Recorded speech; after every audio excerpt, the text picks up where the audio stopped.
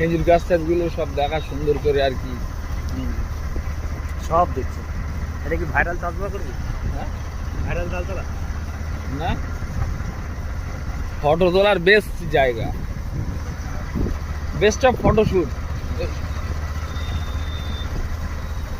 এটাও তোর, এই যে রাস্তা এরকম গাড়ি আছে।